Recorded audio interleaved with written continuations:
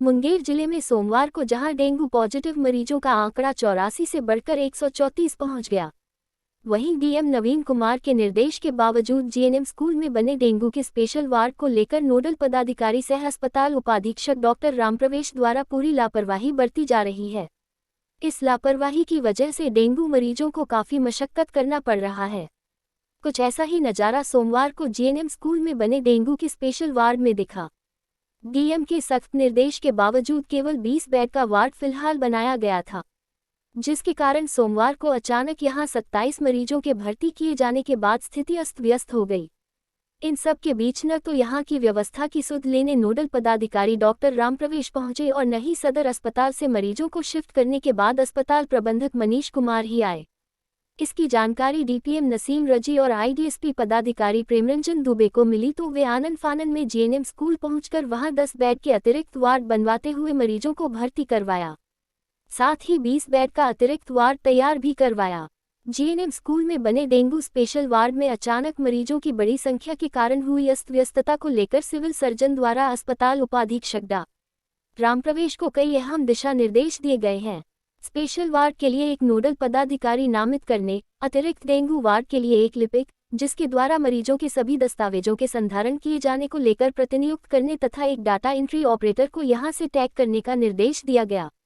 जबकि एक grade nurse के योगदान नहीं देने की स्थिति में यहां कर्मियों की कमी को देखते हुए 2 कर्मियों को प्रतिनियुक्त करने का भी निर्देश दिया गया है। स्पेशल डेंगू वार्ड में सुबह रोगी कल्याण समिति के 1 एम्बुलेंस और रात को 102 एम्बुलेंस को प्रतिनियुक्त करने, प्रतिदिन 2 शिफ्ट सुबह 8 बजे और शाम 4 बजे एक एलटी लैब टेक्नीशियन को यहां मरीजों के सैंपल और जांच रिपोर्ट लेने के लिए प्रतिनियुक्त करने का निर्देश दिया गया है। जीएनएम की बदतर स्थिति का अंदाजा इससे ही लगाया जा सकता है कि जीएनएम स्कूल में बने स्पेशल डेंगू वार्ड में बिना तैयारियों के ही मरीजों को भर्ती कर स्वास्थ्य महकमा अपनी पीठ थमक पाने को तैयार हो गया।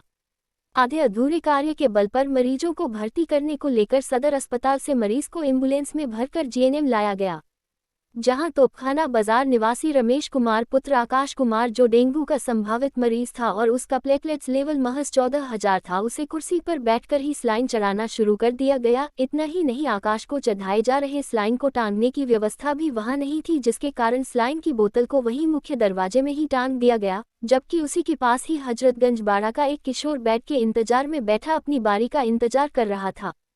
जब निरीक्षण के दौरान मामले की जानकारी डीपीएम को मिली तो वे तुरंत उसे बेड मुहैया करवाने और अतिरिक्त बेड की व्यवस्था का निर्देश दिया। देख रहे थे कि वहाँ की व्यवस्था कैसी है, व्यवस्था अच्छी है, कोई कमी बेसी रह गई हो तो उसको पूरा किया जाएगा।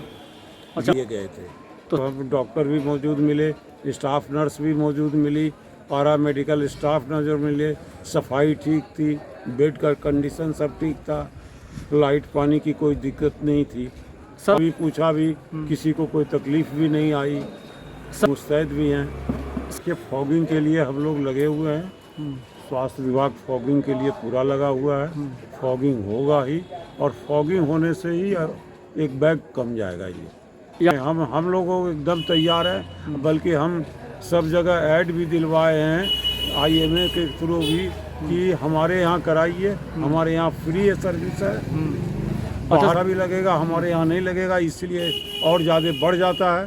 तो बढ़ जाता है तो हम उसके लिए घबराते नहीं। किसी के में लापरवाही बरती जाएगी तो इसमें हम किसी को नहीं इसमें बख्शने वाले हैं। हम लापरवाही नहीं सुनना चाहते हैं। चिकित्सक की लापरवाही इसका मतलब है कि किसी की मौत, इसीलिए वो लापरवाही शब्द सुनना पसंद नहीं करते हैं।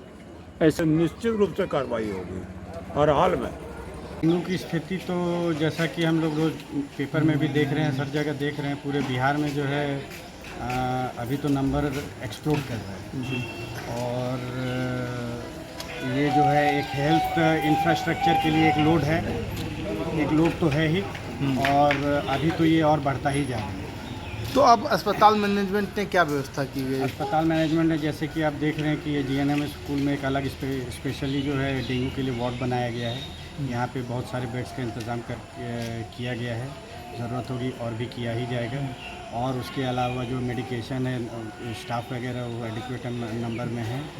मेडिकेशन के लिए जो ज़रूरत है वो सहूलियतें हैं।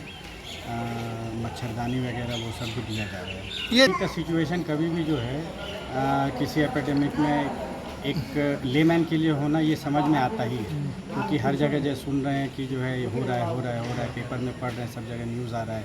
आजकल डिजिटल ज़माना है तो ये तो और ज़्यादा वायरल हो जाता है, तो ज़्यादा लोगों के पास पहुंचने से और भी नंबर पैनिक जो होने वाले लोग हैं उनका तो बढ़ेगा ही। लेकिन इसमें यही है कि पैनिक नहीं होना है। डेंगू के सिम्टम्स जो है सबको जो है अब तो पता ही चल रहा है, मीडिया में भी बहुत अच्छे से दिया जा रहा है जो मेजर सिम्टम्स हैं।